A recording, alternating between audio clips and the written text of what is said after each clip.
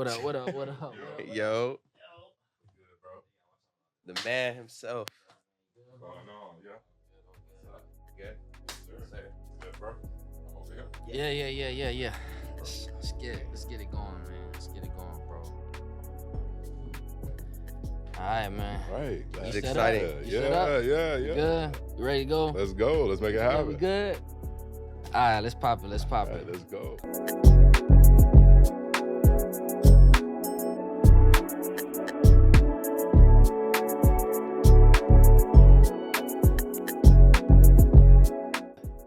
Welcome to the InnerChIld Podcast, where we have authentic conversations about childhood growth and passions.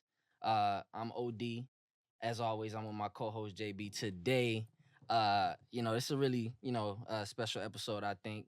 Our first guest, right? It's my boy. It's our boy, you know what I'm saying? I've been having the luxury to call this dude my partner for a really long time. You know what I'm saying? This my boy, PD Pablo. What's good, bro? How you doing, man? I'm vibing, man. Living life, dude. I'm blessed. Yeah, Great. that's what's up, man. Appreciate y'all having me. Nah, definitely. This is major for us. This is your first guest, Let's regardless. go. So, special episode for us to have you on here. Yeah, For bro. sure. Like me and JB, we always talk about who we gonna invite first. We always like run back through and names. forth. Yeah. We had somebody in the work that we was gonna invite. It didn't work out, Mhm. but I mean, I'm all good with it, right? Because it just feel like you right at home if you talking to your partner, man. Facts, Somebody facts. that's like your actual day one. Feel me? Facts. Um, Facts. Yeah, man. Welcome to the pod, bro. Our pod, man. I guess me and JB, we wanted to make this podcast, bro. We talked about it a lot, man. Because we just always found ourselves in spaces where we were growing, right? Especially with like moving to New York. I've been here for 2 and some change. He's been here for 1 and some change. 2 now, right? Two. Well, yeah, Yeah. 2 now. Yeah. Yeah, man. And we just always been talking about like ways for us to grow. You know what I'm saying? What we gotta do. You feel me? And I felt it was the perfect, like you were the perfect person to bring on the show. Cause me and you, we done had like a lot of conversations throughout like the history of our like relationship, man, our friendship, bro, and just Sure. just talking about like everything underneath the sun, bro. Like obviously we done been through all kind of trials and tribulations together, man. Facts, So facts. you feel me? For me, it's just like I guess we could talk about Paul, bro. You know what I'm saying, man? It's like in what space do you feel like you exist right now when you talk about like this inner child, your passions, your growth? Like where you feel like you at right now? Well, I think that's a great question, and again, thank y'all for having me on. I think I've made a lot of progress in regards to that discovery and being on that journey. Mhm. Yeah. Especially like over the last couple of years or so, it's been like a catalyst, so to speak, for me. Um, you know, going through a few different situations that have kind of come up in life, all this stuff that just happens kind of off the cuff, if you will, and you just need to adjust as it happens. But Yeah. it's definitely I think I was already on that path, but it's definitely opened my eyes some more in terms of just personal growth, etc. So um, it's been like a little over 2 years for both of y'all in New York now. Yeah. That's crazy. I've been here almost probably 4.5, 5 years now. Almost. Yeah. So, Is that combined? Because I remember yeah, like, because I had the 2 separate stints. yeah, I know so, you like, had the separate that was stints and like stuff. 4 months the first time. I still count it, it's New Oh, York. you got feel to, me? yeah. But leaving and coming back, like, yeah, it's been like 4.5 years. So a lot of growth, being away from my family, majority of what I know, obviously, and then Yeah. still having some people I connect with But here. so you said you've been here 4.5, 5 years. So did you see yourself growing up, being here at some point? Like when did that start to? No, Like when did this come into the equation, into play? So- and one last thing, Mhm. where did you see yourself being? When you're growing up. Yeah, so that's a great question. I think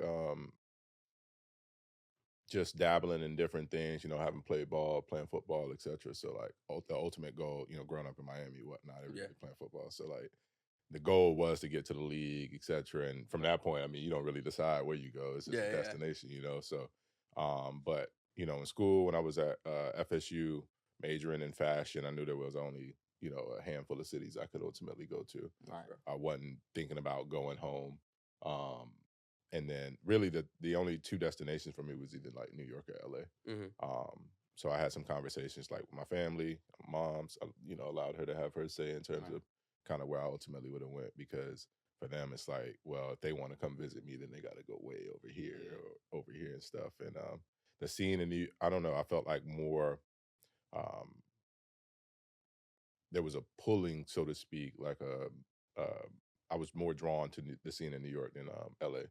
So it was just like, I pull up here and see, how I can make this thing happen and bring my dreams to fruition. So ultimately, that's why I landed in New York. And then I'm still here, obviously. Yeah. So no more fashion. Well, fashion. Yeah, we put it on when we you know can. what I'm You know what I'm saying? saying? What we gotta But not necessarily something formal. And yeah, I mean, New York is it has a way of holding on to people. Like it leaves a mark, an impression on you, and for sure, it's crazy.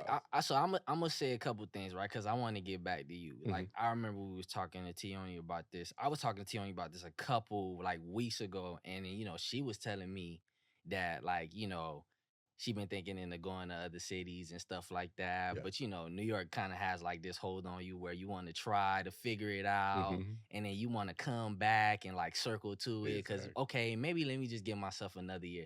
Let me just give myself another 2 years, right? Like, I know, JB, you had a situation like that, right? Paul, you spoke on it briefly about the 4 months, bro. And obviously I knew about this because we've been locked in forever, bro. But it's like,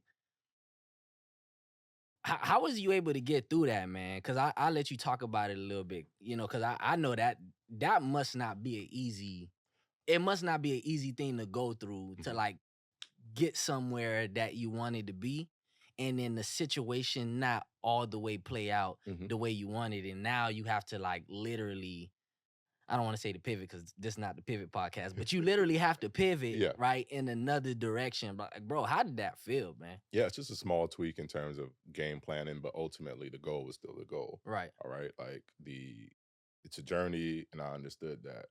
And I think just, some of the, circumstances that I found myself in growing up, and my sports background, et cetera, too, like leaning on that in terms of just like having a strong mentality, perseverance, et cetera, kind of just made me understand like things happen. You just need to figure it out. And if this is the path, then nothing can deter you from it. So it's just like, that was just like a temporary setback.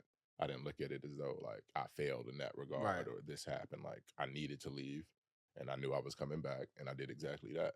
So, oftentimes some people say they're going to do something, they leave somewhere, they leave a setting, a city, etc., and then say they're going to come back, and oftentimes it doesn't work out. Right? They go back home, they stay there or whatever. But in your younger years, did you have any situations to where maybe you failed at something and you just like, you were determined, you persevered through, and ultimately, you accomplished that, or you did what you initially set out to do? Was that kind of similar to, obviously different scale, but to the situation here? For sure. I think, just trying to think of like any particular situations that might pop up, but like that's just me in general. I think like that's just an attribute I have. I'm pretty stubborn. So like once I set my mind to do something, I'm gonna get it done. However it needs to get done, it's gonna get done. You feel me? I definitely want to take it back a little bit. Talk about Lil P. Right? talk about Lil P. Right? Because in a child, we having conversations about childhood, bro. Obviously our upbringings are big. Sure. Dade County. I'm from NM. You from Opa-Locka. Lots. Let's go. Like, what's it like living in Miami, man? For like some of the people that don't know, like viewers that's gonna tune in, especially not like the high side of Miami, right? Because people hear Miami, they think beaches. People think Miami, South Beach, they hear Brickell, buildings, waters, jet skis, and yachts, bro. But they really don't know about North Miami. They really don't know about how gritty it get in Opa-Locka, bro. Like, they really don't know. You know what I'm saying? But it's just like, to come from a place like that and to be here, right? That's a major win. But like, what was your childhood like, man? Especially like in that setting.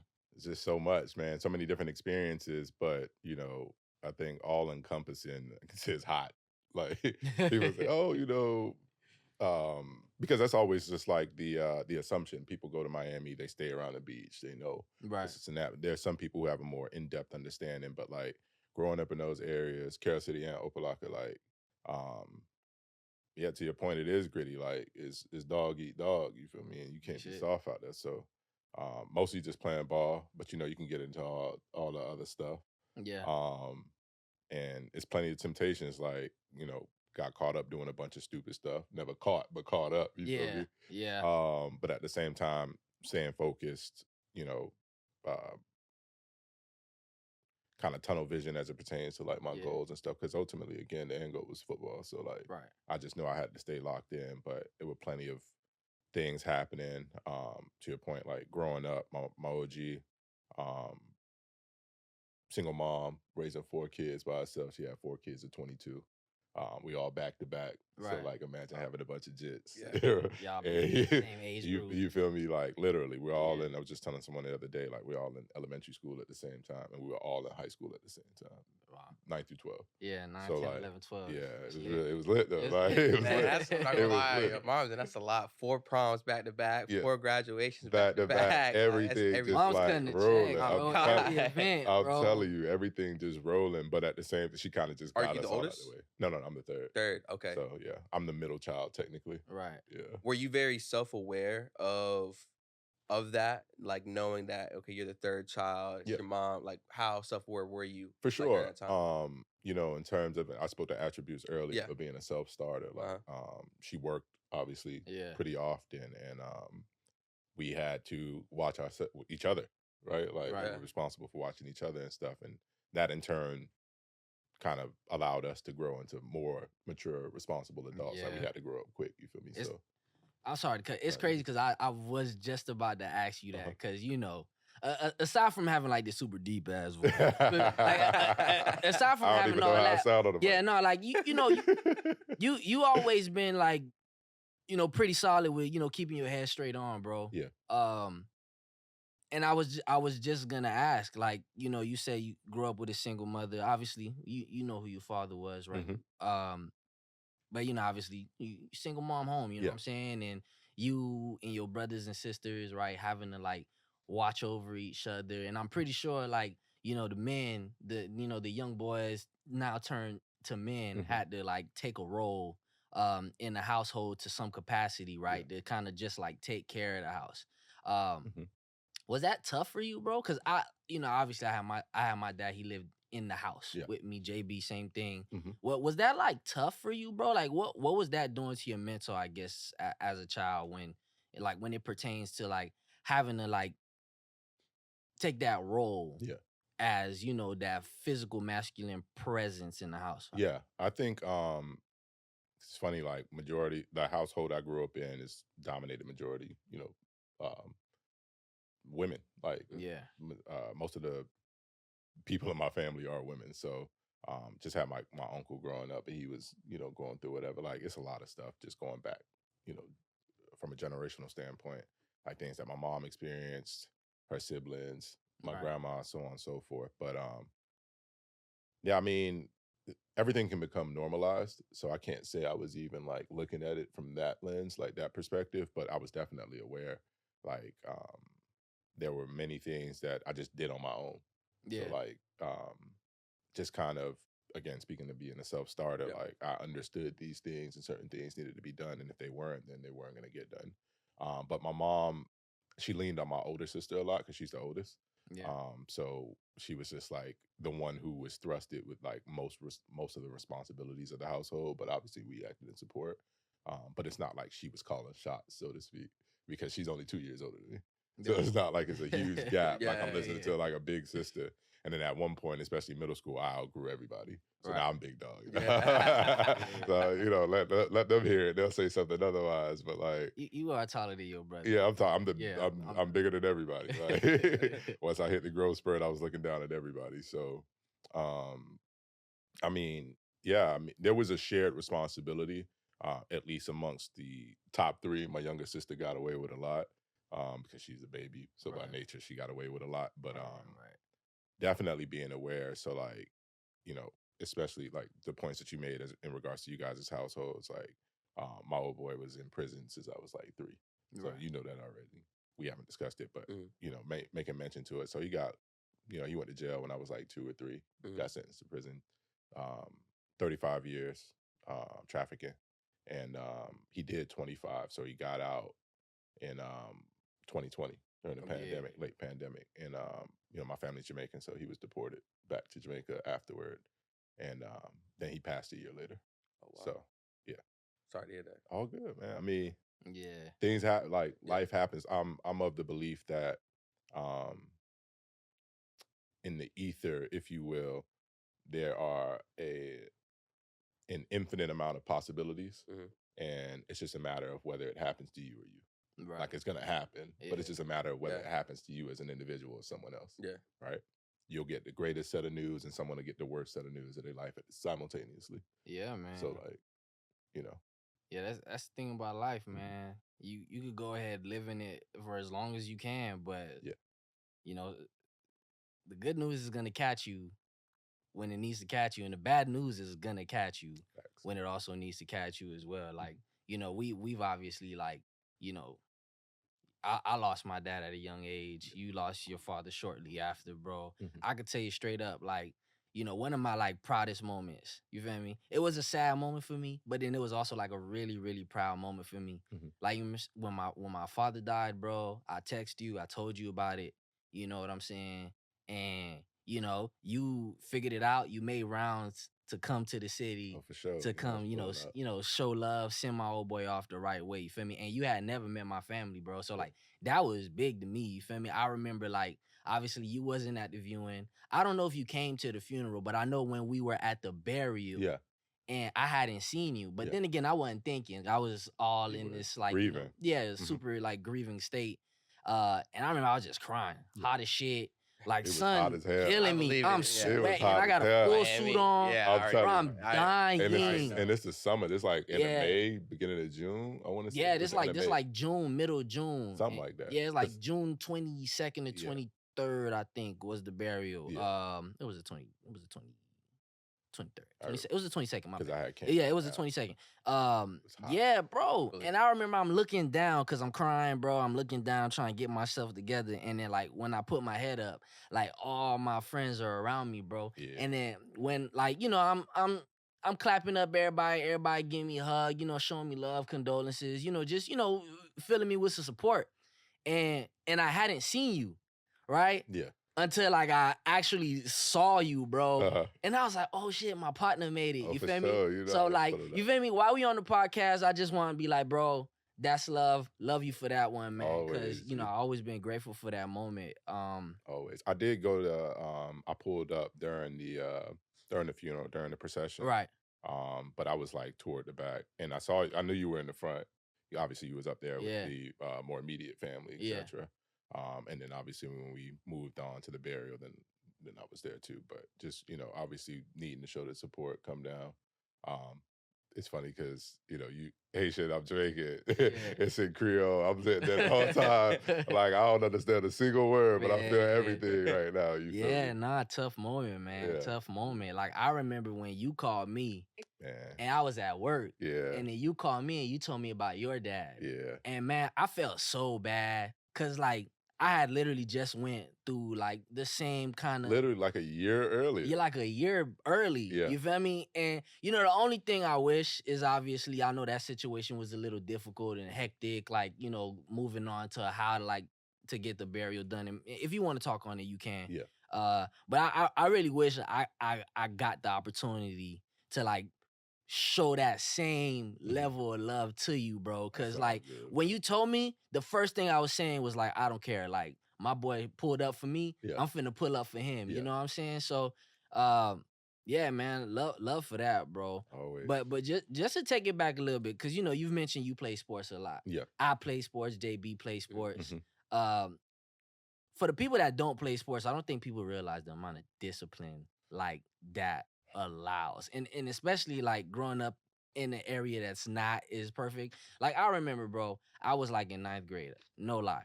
I went to go fight after school. And I was stumping. We throwing hands, bro. And then we fought by the middle school. Yeah. And Oh, the high school coach, the high school coach worked at the middle school. And then he saw me fighting from down the window. Yeah. So after the fight, I made it to practice. And I kid you not, everybody's going in the weight room. I'm about to walk in the weight room. He stops me. And he looks at me dead in the face. And he was like, bro, I'm about to kick your ass off my team. And I already knew what he was talking about. Like, he didn't even tell me he saw me. He just was like, I'm about to kick your ass off my team. Yeah. Stop fucking playing with me. Yeah. And then, like, that set me straight, bro. Like, I cut the bullshit after that, bro. But it's just like, bro, for you, what's it like, I guess, like, having that athletic background and then using that level of, like, discipline to shape you, like, for people, like, what do you think that feels like? Because you've been through it, I've been through it, JB been through it. Like, what do you think it feels like for people? Yeah, definitely. I think you spoke to some of the, I guess, tenets, if you will, that are required to especially play at a high level. Yeah. Like, you got to leave a bunch of the BS behind. Some people can partake, and they're fine to do so, but oftentimes they don't achieve the thing that they're looking to achieve. Yeah. But definitely focus, discipline, sacrifice. You got to do a bunch of things other people ain't willing to do. Right. First of all, like, you're going to be tired. I mean, Yeah, you're running around all day Oh my God. in the weight room, this and that, practice, whatever. And especially, like, I mean, if you play ball, you playing basketball, you inside. It's still work, you feel me?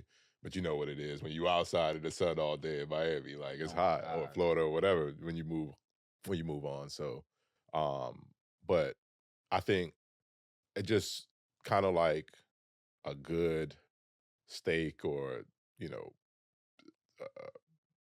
fine dish pairs with a good wine. Like, you have certain attributes that kind of go well with, like, certain ventures. Right. So, like, I think these were already innate. Like, it's not like I needed to be told to do a lot of these things. I was already on it. You know what I'm saying? Like, that's just a part of my makeup, my DNA. Like, I like to work hard. I like to outwork other people. I want to go out and do the things that I'm passionate about. So, like, it was easy, you know? I didn't need anybody to wake me up. I mean, it wasn't easy, so to speak. It was simple. It wasn't easy. Yeah. I didn't need anybody to tell me to go practice. Like, I'm out there by myself. Like, when I stayed in the lots, I'm at Budge Park putting in work. Oh, shit. I don't care if anybody with me or not. I'm routes on air, whatever. Like, I'm putting in work. Right. Rain, hot, whatever. Nobody else is outside. I'm outside. Right. I'm running hills at Crop. Ask OG. She'll be out here. I'm telling you, we out there. I'm running hills. She'll just take me out there whole time. Nobody else out. And I'm running hills. Hot ass sun. It's 98 degrees outside, and I'm outside. Like, no one had to tell me. She didn't tell me. No one had to tell me to do it. But it just needed to be done because I needed to get to that next level, and I knew that's what was required. What attributes or skills from, you know, football or sports in general do you feel like you gained over time, or that you learned on top of what you already had coming into, you know, the dedication, the hard work part of it? Yeah. That, you know, transferred over time as you got older into this day that, you know, you still, you know, hold on to from, you know, athletics? I have a natural penchant for leadership. So, like, that just over time became more refined. Yeah. I think also my understanding of what hard work actually is, because you might be doing something and then you see a peer or someone else over yonder or whatever doing something way more, and it's just like, you know, 2-3 a days, whatever, and it's just like it puts those things into perspective as well. Like, I feel like I'm working hard, but do I know I'm working hard? Like, what's required of me to get to where I need to be? Right.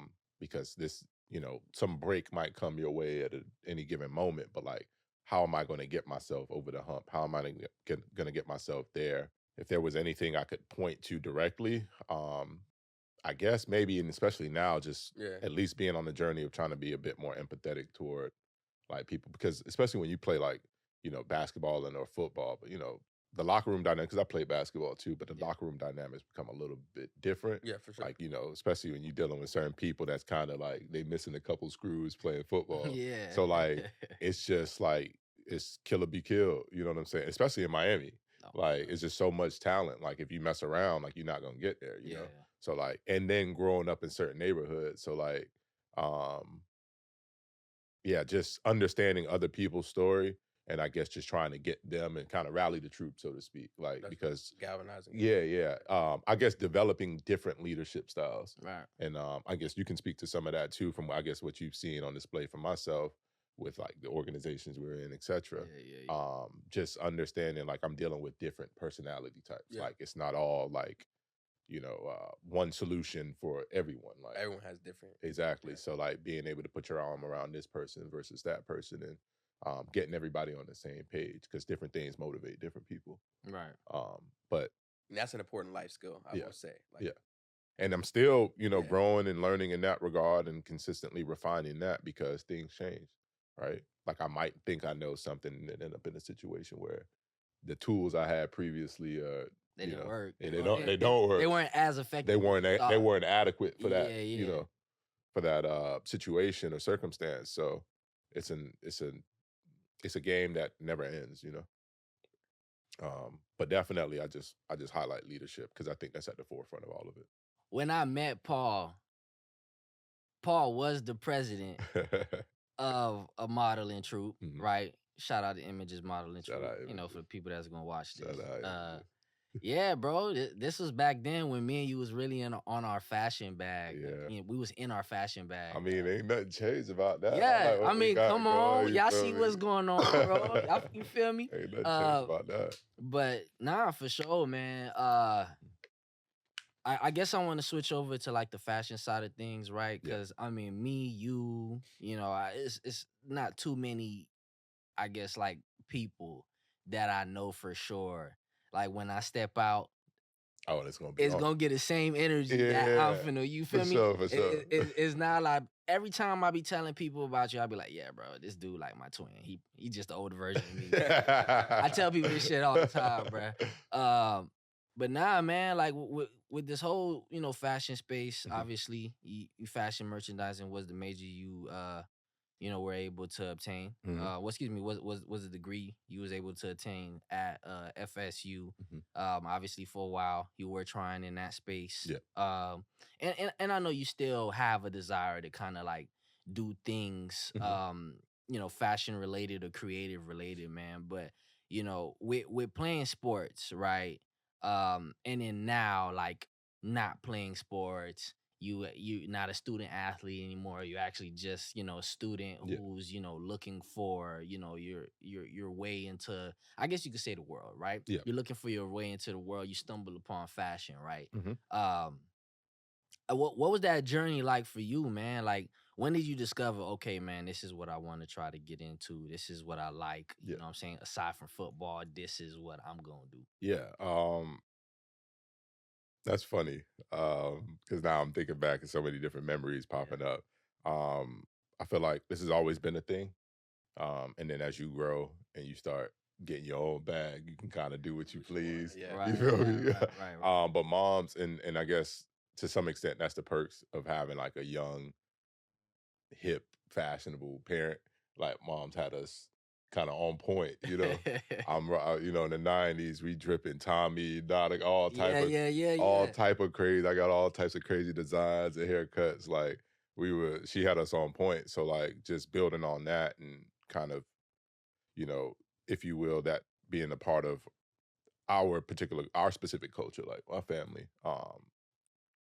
And it's funny, I feel like I really got into fashion because she would always make sure we were good to go. Right. But from playing basketball, like it was sneakers first. Yeah. That kind of, because it's like you can't have 40 sneakers and you fit trash. You feel me? Yeah. So like I had to figure it out. I was having this conversation again the other day. Like it came by way of like East Bay magazines. Man. Before the 23 is back. So 23 is back. Wow. Before any of that kicks on fire, before any of that, before it moved online, like to like online publications, it was just like, how am I figuring out what's coming? You know what I'm saying? Right. So like the East Bay magazines we used to get, I know what was coming out because they'd have the apparel releases before the sneaker. Right. So like I remember a pair, like a Aqua, the Aqua's tracksuit came out, so I knew Aqua 8s was about to drop. So Yeah. I was geeked. Like I'm like, oh yeah, I need these. Yeah,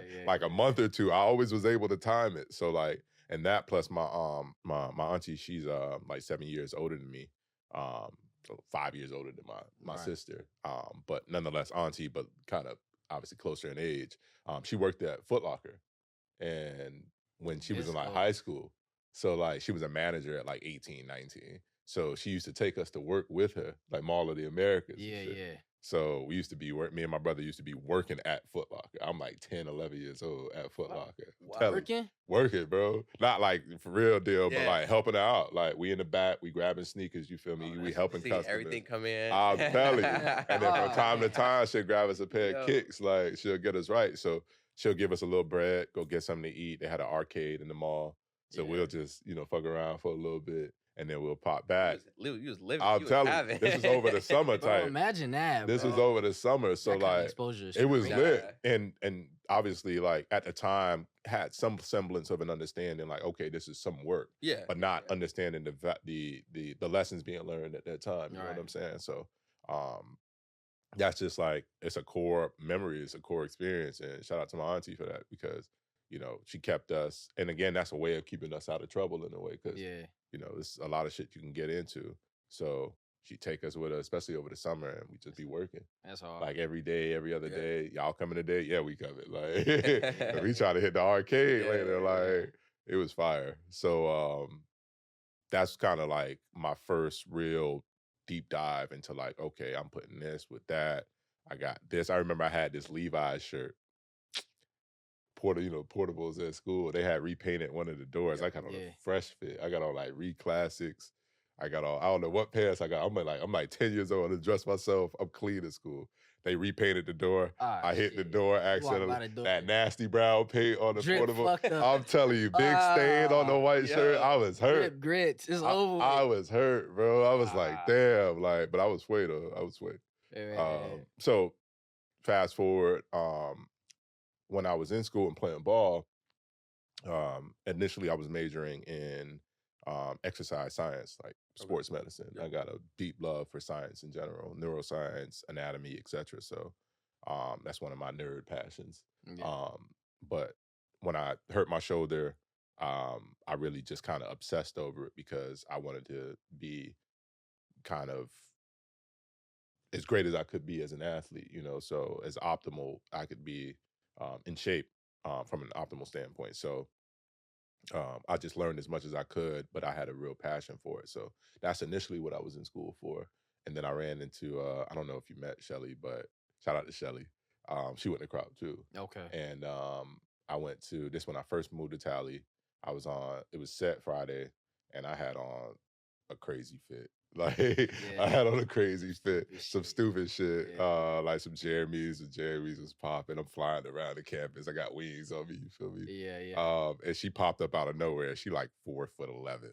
She popped up out of nowhere. She in my face. I'm hearing all these rumblings about this and that and fashion and whatever, and everybody keep asking me to join something. So we chopped it up. And then she told me that they were bringing in a line or some shit. Yeah. And I was like, all right, I'm going to see what's going on. Went out there, saw something I liked. Y'all boys know what I'm talking about. Y'all boys know what I'm talking about. Saw some things that, Images got a lot of that. Saw some things that impressed me. You feel me? And I was like, okay, maybe I'll get this thing a try. You feel me? And that's how they got me. Once they do a double take, it's I okay. said, wait, hold on. What's this Yeah. over here? So it was some interesting stuff out there. That much. Oh, you're here for the same thing I'm here for? Exactly. So did that, and then but that's prior to me switching or changing my major. So I saw that FSU was offering some kind of comprehensive major as it pertains to like fashion. Was interested in it. I was talking to a couple people I knew. Right. Someone who offered some sage advice, someone whose opinion I trusted at the time, and he was just like, "Yeah, you should do it. Like this, totally you, so on and so forth." I said, "Fuck it, I'ma look into it." Did, and then just made the transition. And then once I got into it, everything just kind of up leveled. I mean, my whole thing, my upbringing with like style, fashion, like I'm accredited by 3 people really. It's my mama, it's my dad, and then it's my uncle. You feel me? I know you talk about. I'll be real brief with it. You know what I'm saying? Like my mama always took me to church every Sunday. The whole family always went to church. But every Friday, my mom used to go to the mall. And Zoe Lady used to shop at J.C. Penney. Hey. You feel me? So I used to just go with her, bro. And that's where like I just used to always be all up in the stores, bro. I'd run to the kids section, see like everything they have like in display, like what the visual team put together, to put like at the front tables and stuff like that. And that's where I like started to like really, really, really like style, get into fashion and shit. Cause I just was like, oh snap, like I ain't got no money, but if I had some money, I get all this. Yeah, You feel me? Exactly. And then it was also too like my uncle, bro, like he got me into like Ralph Lauren polo. Like big classic. time. Like he got me to Ralph Lauren polo big time, bro. Like I'm talking about I would save $1, $2 here, $3 there, $4 there, bro. And no bullshit, bro. I save up about $16.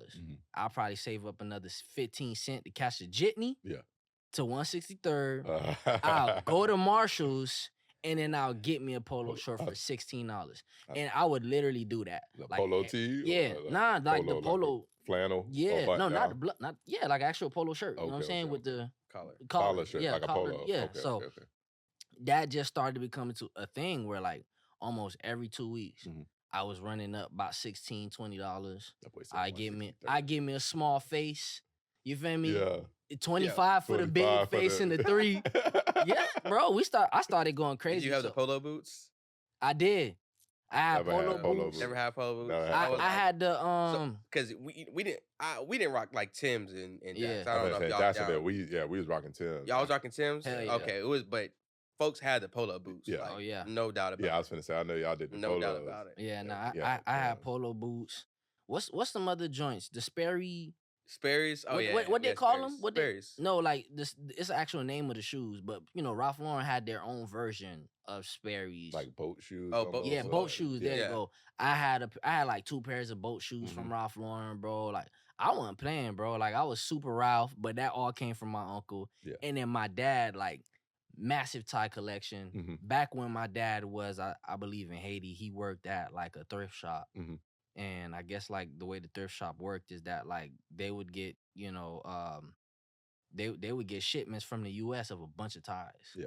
So like my dad literally had like a crazy ass tie collection. Yeah, Dior here, Ralph Lauren here, Emilio Pucci, like shit that like yeah, like crazy shit, bro. And that's where I just like, I got into like loving suits, you know what I'm saying? Then I got into the clothes through my OG, brand names through my uncle. Yeah. Feel me? So that's cool, man. That's cool, man. JB, what's up? What's your fashion story, Yeah. bro? Yeah, I don't know. What you doing, I'm man? really like, we talked on this a little bit before. I'm really like simplistic. I really just started to. My boy on the way, huh? Yeah, I really just started to like get into it for real. Like, different brands and just like finding like pieces and going shopping more overall. I say growing up, definitely used to be polo heavy. Like when we used to go back to school shopping, especially on that tax-free weekend, Crazy. it was definitely like just stocking up on like the polo shirts. Then I think Hollister came out like around like we started popping like middle school. Hollister Abercrombie at the time. I want to say a little bit. Got a lot of embarrassing Hollister pics. Yeah, facts. Yeah, bro. Facts. Edited the whole shit. Then had my whole background white. I darkened my entire face. I put an eagle on the top. Eagle on the American Eagle. Aero pastel. It's like. But I would like, my parents are big on going to church, so I had suits like out for back, days, like for days. Yeah. I got this one like when I was a kid. I got this one brown suit. Had the brown shirt, brown tie, like all the way through. And so like I say around like late middle school and high school when we started doing like formals and stuff like that, I would get new suits just for those. You know what I'm saying? Like for formals. Oh, that's tough. All that blazers. We used to do in high school. We used to like students would give tours of the schools to students who want to come. So I had a custom like blue blazer with the school's logo. Nah, legit. But it was. I was back in school. It was a back in school. Okay. So you know what I'm saying. So And I remember my junior prom, custom seersucker Ralph Lauren suit for prom. You know what I'm saying? Right. So that just it was always dressing up. You know what I'm saying? I feel like once I got to college, then just like casual wear, casual dress started to be more of a thing. But really, since I got up here, that's when I'm starting to take it, dressing him more Yeah. serious. I credit him for a lot of that. I'm not gonna lie. Yeah. Like him and my girl, I'll say like they definitely. Shit, you might as well credit Paul, cause Paul keep me on my shit. Wait, I'm like, hold up. yeah. I know Buddy gonna do something, so I gotta You do gotta something pop too. out. Yeah. Yeah. It's So, all here, man. yeah, that's what's up. That's what's up. It's funny how that kind of, This shit flow, right? Yeah. Not because we was this was like about a month ago now. We had went to the Godspeed store. Like we were just walking around, popping new Zara, this, that, and the third. Mm-hmm. And we seen the Godspeed store there, and then they weren't open. And then like I literally left. He's like, we dap each other up, about to slide, I'm about to hit the train. He's like, JB, they opened up. We go, just had a cop of shirt. You know what I'm saying? Like it just things like that moment where it's like, even when I'm not expecting it, I just feel like sometimes you kind of just you see a couple pieces you like, get it, because even though if you're not wearing it like instant, immediately, it's going. Oh, eventually it's gonna do. It's a piece of a puzzle. Yeah, it's a piece exactly. of a puzzle. So, I feel like I'm not as out there with some pieces. I'm not just gonna wear anything. Yeah. But I'm, evolving in what I wear. So sure. I respect it. Like I always tell people, you know what I'm saying, what you got on is hard. Yeah. I might not be able to wear it, Facts. but it's looking good on you. You know what I'm saying? I get that a lot with like some shit I throw on from time to time, and it's nothing outrageous. At least to me or whomever, it might not be outrageous, but because I don't walk that line, so to speak. I try to stay on one side as it pertains to fashion, but I mean, to your point, like grabbing a piece or two here or there, like that's how you really build your closet out, and it makes some sense. Yeah. I hear that shit every day. They be like, damn, I can't dress like you. I'm not doing this. I ain't wearing this cropped ass shirt. Facts. I'm finna wear this shit though. So I don't care. But I respect it though, because like I've seen him like just put together like out of nothing almost. Yes. Like, you know what? I need to cut this shirt. Yeah. You're like, wait, what are you doing? I'm like, this? but it trust the process. Yeah, trust the process, right? Process. Or he'll order something and then I'm gonna need to sew something together. Like I've seen it happen like real time. It's like I respect it though, because then you see it on camera or you post it on a story or reels. Like, damn, like, that shit's hard. You know what I'm saying? So what works for everybody. You know what I'm saying? Isn't for everybody, but I respect the grind of like the fashion pieces. It's Davey said I'm a dripper, bro. Nah, he put it on. It's art, man. Like to that point too, and I guess this is somewhat of another segue, so to speak, but staying in the same lane, like just being a creative, like that's something else that I've tapped into. I think that's always been the case, but definitely have had more of an opportunity to nurture that over the last few years or so. Like not few years, I say like 7-8 years. Yeah. Because it went from like kind of a militaristic mindset as it pertains to like sports to like now I'm transitioning into like all this other shit now. And it's like I was already doing it, but now I'm more turned up. You feel me? So like we've done a lot. You know what's crazy?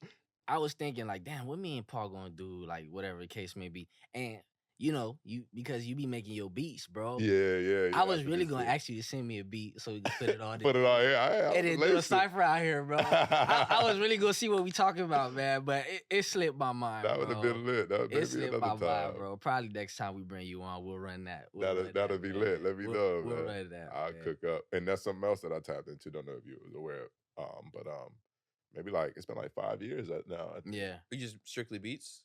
Yeah, just production. Okay. I just, after I left New York, just trying to rearrange or reorganize my thought, figure out what my trajectory was, because there were some things that I had to kind of move around, so to speak. Right. And I'm like, I had an urge to kind of, because I used to write a lot. Okay. I got an old ass Galaxy with like 700, 800 memos. I'm talking like songs. Like I used to write a lot because I'm just at heart kind of like a writer, like really proficient in like English, language arts, whatever, so on and so forth growing up. So like I used to read a lot and I kind of tapped back into that too. But like it went from that to like I just always had a deep love for music. So it's like, let me see what's going on here. I downloaded some program 2019, was fucking around. Yeah. And then like a week or two later, I was like, Make it I beat. was like, wait, hold on. This shit sounded like okay. And again, like when I tap into something, I don't like You dive all the way in. yeah. It's not like it doesn't at that time, it doesn't I don't categorize it as a hobby until I know it's one. Like it's something that I'm like, I'm gonna do a deep dive into. Is gonna be something that I take kind of seriously. So I had like a conversation with myself. It's like, you know what, just try to lock in, see what comes about from this. Right. And I started making some real market improvements. And yeah, 5 years later, I feel like, yeah, I can. I'm nice. Yeah, like we could sell this beat. yeah, no, like real shit. Yeah. Like I'm nice. You Like might have a Boss Man D-Lo beat I'm on the way. saying You feel me? something. Talk to me, whoever. Yeah. Like I'm nice. Like, and that was just a matter again of tapping into things that I know to be true to myself in terms of attributes, like discipline. Like it took some real discipline because it's not like I sat down in any formal setting, a classroom, etc., and learned it. Yeah. Like I'm on YouTube, and the other part is just practicing, Right. toggling, trying to figure out the interfaces, this dog, what this setup is, what this means, how that sounds. So when I listen to shit I made earlier, that shit sounds ass. Like some stuff is cool, Yeah. but I mean, I didn't know what I was doing. Right. I know what something cool sounds like. I think I have great taste in general, especially in music. So it was just like, but there's a real technical aspect before you can tap into the creative aspect. Right. Because there's a whole thing happening on like a DAW, and for anybody who probably makes music, they'd understand exactly what I'm saying. Like you have to understand the technicals. Like you got cameras set up, microphones, whatever. Like you can't really create a great film until you know what you're doing with the equipment. So I needed to learn that, and then once I was able to really understand the technical aspect, and still obviously learning because there's so much, then I could transition to okay, this is what I want to create based off of the things that I love, etc., and then experiment. So once I was able to get that kind of downloaded, then I moved on to like now I can really express myself creatively. So I know what lanes I'm pretty solid in. It's the hip hop, trap shit, mostly trap. You feel me? That's what's up, bro. Yeah. So like while you're talking, I'm hearing you talking about like all your passions, right? Inner child, right? That's what we do. I it's something that just keeps popping up in the back of my head is like, yeah, Paul's like pretty self-aware. You know what I'm saying? And then you done mentioned it too. You done talked about the discipline. You done talked about the conversations that you done had with yourself. You done talked about all of that, right? You know, reading and writing, like, you know, you being really fond on literature. What are you doing present day to like, I guess, like keep yourself in tune with yourself? Like, what are you doing present day right now? Yeah, I think you know, specific to what I do daily, it's obviously work. So like Yeah. but that's just kind of been like the focal point for myself, like in life, like just work. Like because that's where the real value is. Like it's not necessarily even the end goal, it's the work. So like I try to read daily now too. I got a bunch of books, but just kind of pick up a book daily, like if I can and get to it, if I don't have an immediate obligation when I wake up. But I've kind of always just like gotten into it in some way or you know, shape or form, whether it be, you know, formally picking up a book or I'm reading an article, I'm on ESPN or whatever. Like I like reading, you feel me? So like however I can consume information and kind of it happens. So long form, short form, whatever. But just work, man. The days kind of get blurred together, you know, like I feel that. it's just work. I feel that. I mean, yeah, I was definitely touching based on like a lot like practices, right? I know. Yeah, okay. We done talked about it before. Yeah. I know you told me you meditate. Yeah, I haven't. I was trying it for a while. I loved it. Yeah.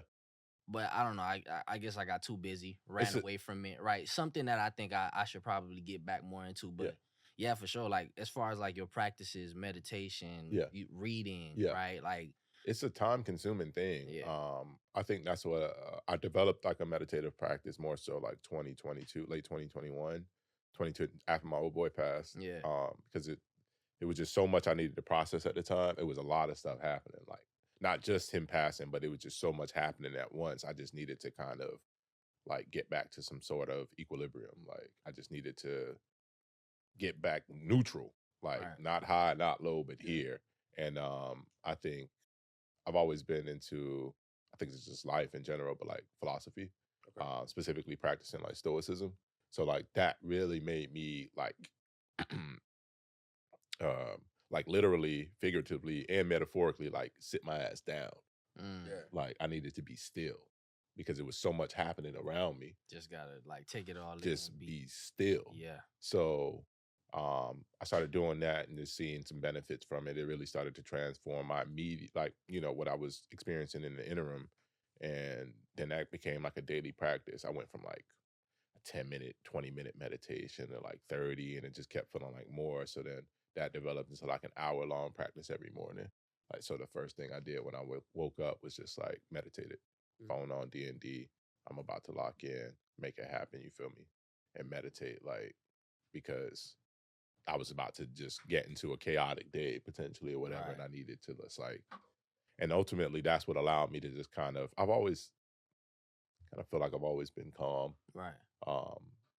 So many different experiences kind of shaped me in that regard. You've touched on a lot of great points from ranging from your younger years to experiences that you had as you became a young adult into now a full-fledged adult. What are things now present day that you may do or that you may still like that taps back into your inner child to when you were with your siblings in Foot Locker in the mall? You know what I'm saying?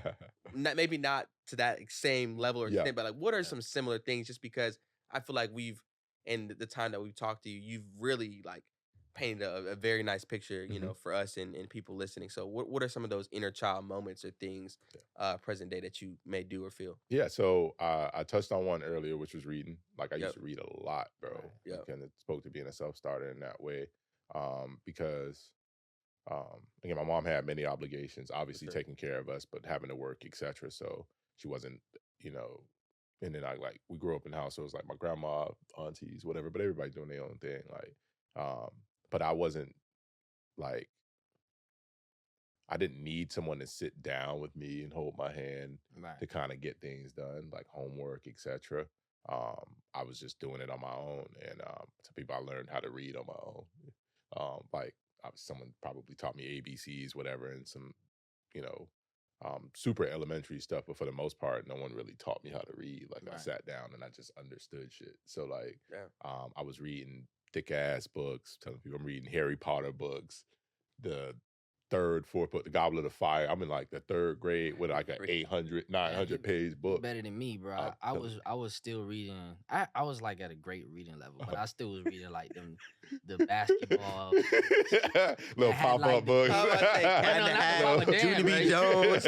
Hey, nah, not pop up, but crazy. Nah, not them motherfuckers. Not them motherfuckers. Nah, hell no. But I get what you're saying though. Like, and to that point, like those novels, that literature was just like well beyond what most 8, 9-year-olds would have been reading at the time. But I was just hungry. My grandma used to read a lot, but she read like these little romance novels. She'd have like stacks of them shits like in a corner of her bedroom. Blueford series. Yeah, and we stayed. You know what I'm talking about? So we stayed where we lived when we was in Carroll City, because I stayed in Carroll City like majority of my life in Miami. Like we lived across the street, with crossings in University on 27th. Yeah. So we lived right across the street from North Day Library. Okay. So we used to be in that bitch all the time, like going there on the computers type shit. We ain't had no computer at the crib. So we just go to the computer there, playing games on CartoonNetwork.com and shit, whatever. Like I'm telling you, playing like games, and then we'll go get books and whatnot. And and like this was like an everyday, every other day thing. So I just had books, and that shit was a thing for me. Like on the weekend, I read like 100 pages a day and whatever. Like I just sit down and just that shit would just literally have a hold on me. And then got away from it a little bit. But it felt like I had so much time back then. Like I'd be reading, then I'm outside, we doing all this other shit. We watching all the shows. Video games. We watching all the shows you wanted to watch. I was like, where did all this time come from? I'm saying. But that was definitely one of them. I spoke to kind of tapping back into like some creative ventures, which was what led me to kind of start producing. Me and my brother used to we used to create like comic books. Really? Like, yeah, I was like some Okay. Dragon Ball Z type shit. He used to be drawing because he used to draw a lot. Tracing shit, whatever. I used to be coloring the bitches in, and then we get like the papers, stack them bitches together, staple the bitches. Now we got like comic books type shit, just fucking around, like shit like that. That's so, dope. and I feel like when I had just gone home, like it just felt like that, you know, Yeah. in some way or another, like some real nostalgic feeling. So like being around them, you kind of get to tap back into that younger self. Like it's all the things that you know to be true, love, safety, etc. Like you know, they'll do anything for me and vice versa. So that definitely being one of them. And outside of that, I'd probably say maybe playing football again. But you know, that's a 1+ man sport. I can throw a football to myself, but that shit you get need multiple people to be around. You play football, so that's always tough, especially in New York. Don't nobody play no fucking football. So like, those are really like it. The fashion thing is just more so like my younger sister's in the fashion. She was in images too. Okay. But like, that's just more like my thing. Like consistently, like my thing. Yeah. You know, I got some family members, etc., my cousin or whatever, that tapped into fashion. But like, I'm like, that's you know, like that's I'm at the pinnacle of it. You feel me? Yeah, So like, and then other than that, whatever floats my way. You feel me? Yeah. Right. I guess what does the next half of this year look like? I'm really figuring out some things business wise in terms of how to scale my personal business. I didn't speak to it, but I work in real estate. I think especially being in like a tumultuous market, you understand having an understanding of the economy and the things you do daily. Like just getting some stable ground. Especially as I grow in my knowledge of this particular market, just real estate overall, the economy overall, economic activity. That's just been like focus, my main focus, because that's my bread. You feel me? That's the breadwinner. So like, and beyond that, like some of the things that I do in other aspects helps me more immediately than it helps others, versus that not being the case with like real estate. It helps me immediately and it helps the people around me. I can make a bigger impact. So I think that's just generally been my focus, is how to scale my personal business and consistently nurture and develop an understanding of business overall, particularly from certain business owners and or creators. Because that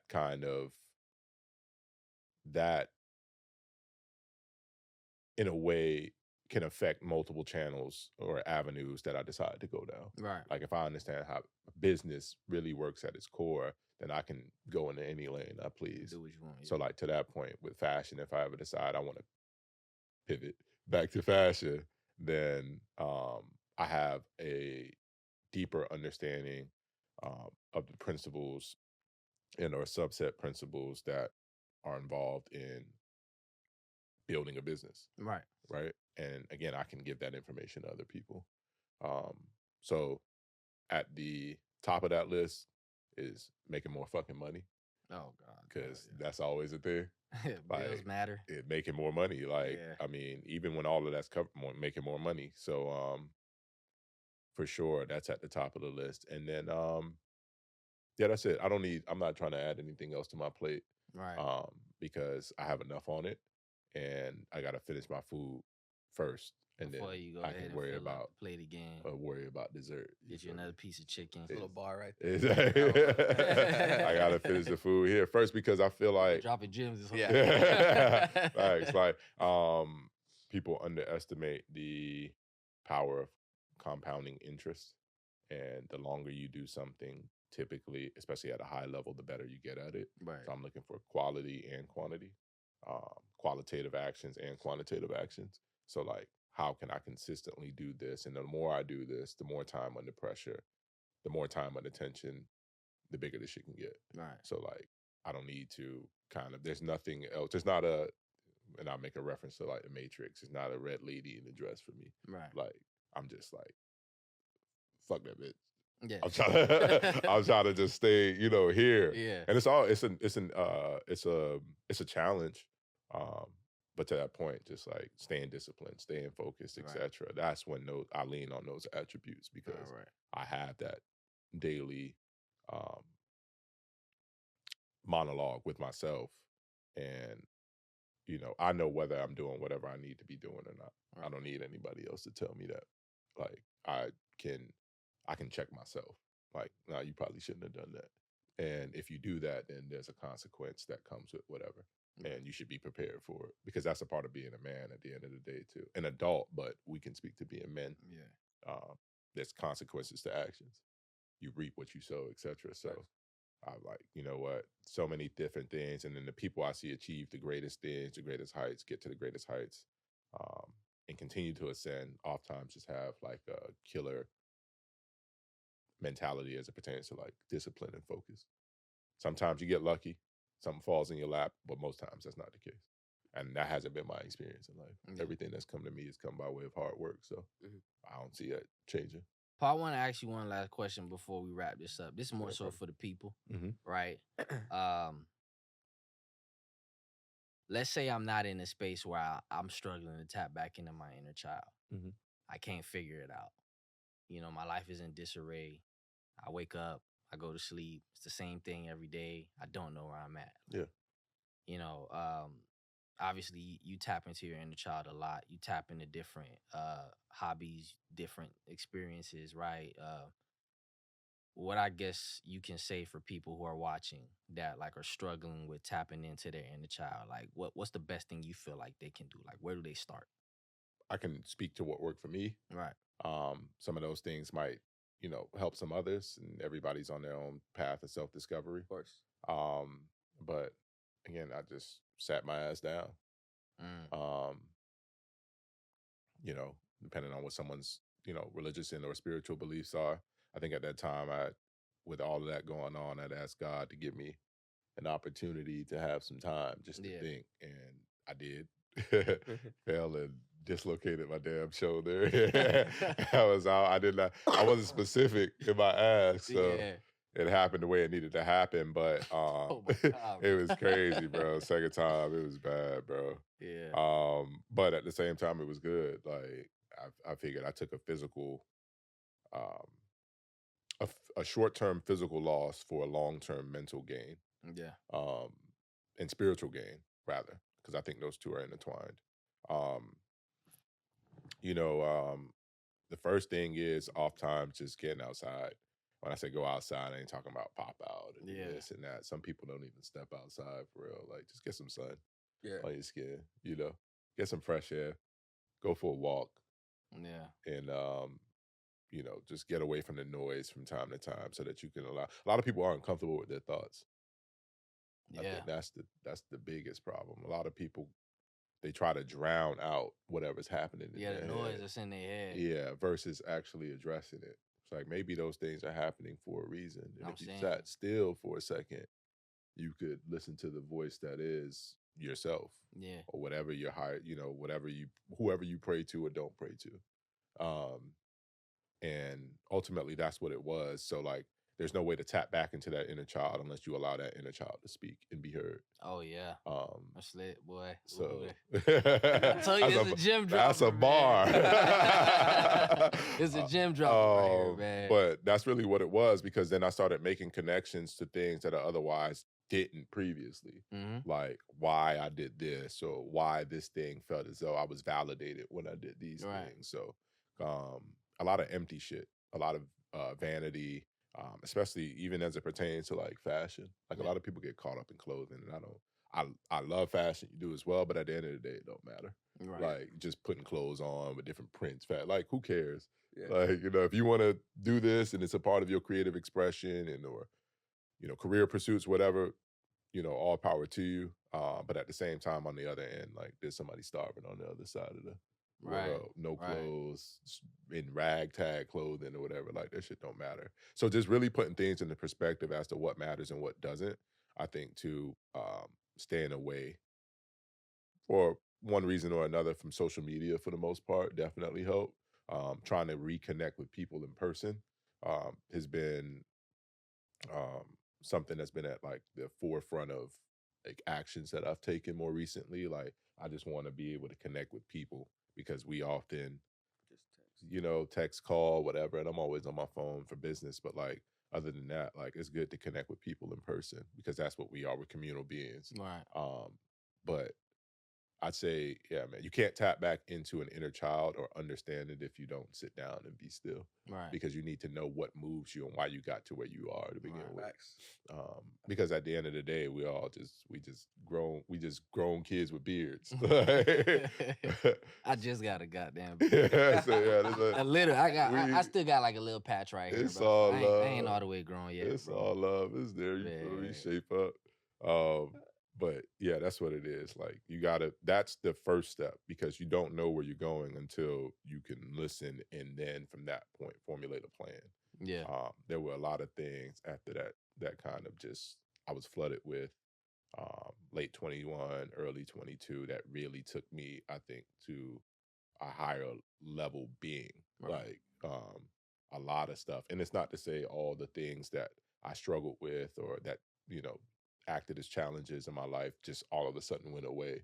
It's just I was better able to recognize them and then start to, reverse engineer it and kind of chip away at the things that don't serve me. Right. And it's an ongoing, an everyday thing, but like because it's a journey. But once I really at least recognized that, then I knew I could start it confidently and just really attack it head on. So I think that's where I'm at now. And again, like I spoke to having a penchant for leadership. I think that's just something that's innate, but that's not something that's external, so to speak. It's internal. It's not leadership over other people. It's leadership over myself. Yeah. That's raw. That's raw. Yeah. That right there. Cooked up, man. Not for sure, bro. But Paul, man, we're gonna wrap this up on that note, man. He said, sit down, everybody. Shut your ass up. Shut your ass up. Figure it out.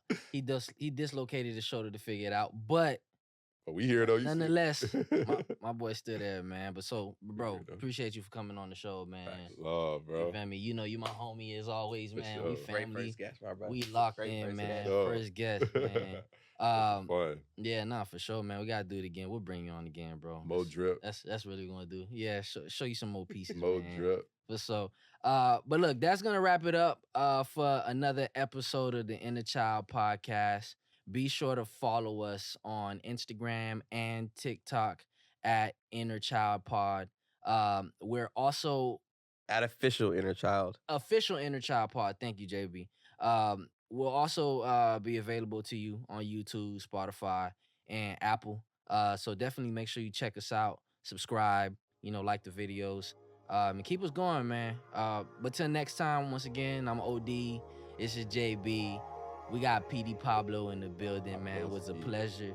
Y'all take care of yourselves, man. Never forget to embrace your inner child. Never forget to embrace your inner child. Let's do it.